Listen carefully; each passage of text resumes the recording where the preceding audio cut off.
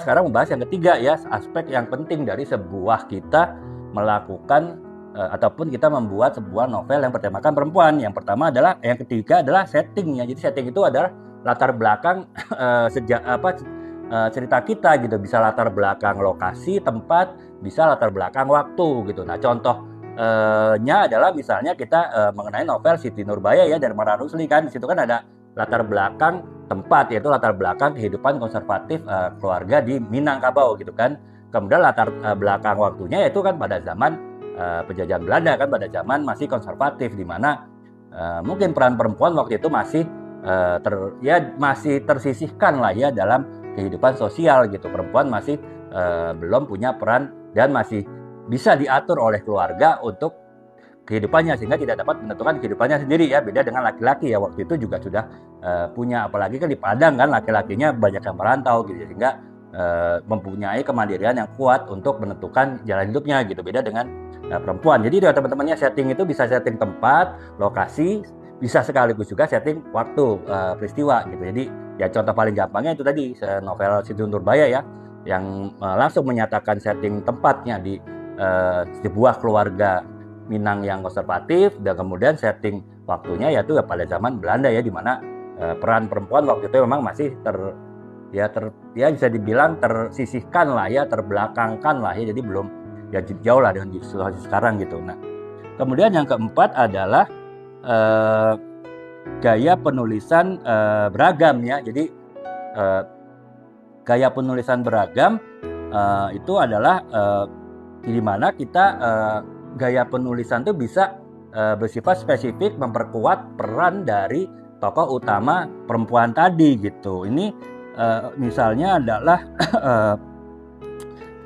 mungkin teman-teman pernah baca ya, saya terus terang belum pernah baca novel ini, tapi baru baca resensinya. Novel dari D. Lestari ya, Perahu Kertas, itu kan bercerita mengenai perjalanan seorang wanita mencari jati dirinya kan, mencari identitas dirinya gitu, dimana di situ banyak menampilkan perasaan dan pemikiran dari tokoh utama wanitanya gitu. Dan sini kan gaya penulisannya lebih kepada yaitu tadi kan bisa macam-macam. Kalau di sini di novel ini gaya penulisannya adalah gaya penulisan yang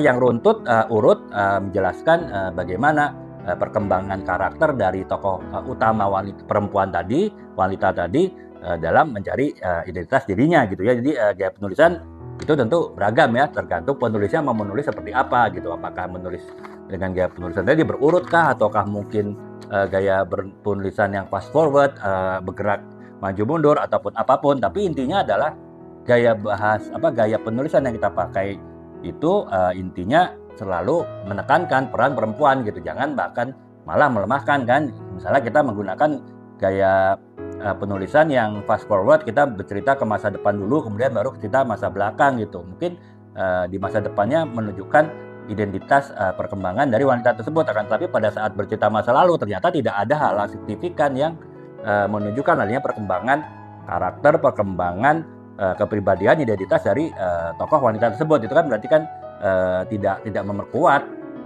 Kenapa? Misalnya di masa sekarang wanita tersebut sudah bisa menemukan jati dirinya secara utuh mengenai dirinya sebagai perempuan gitu, dan bagaimana menemukan dirinya mempunyai peran yang sangat penting dalam masyarakat gitu. Kalau kita tadi tidak bisa menjelaskan proses di masa lampaunya adalah proses yang mengarah kepada masa depan. Jadi apapun gaya penulisan yang teman-teman pakai ya, teman-teman harus bisa memastikan bahwa itu memperkuat tujuan kita untuk mengangkat novel tersebut jadi novel yang bertemakan wanita gitu ya. Nah itu yang keempat ya. Kemudian kelima adalah dampak sosial gitu. Jadi bagaimanapun kalau novel yang mengangkat isu-isu perempuan, pasti si penulisnya itu punya misi ya, punya pesan yang ingin disampaikan, punya tujuan yang ingin dicapai gitu. Dan oleh karena itu ya biasanya tujuannya untuk menginspirasi wanita ya.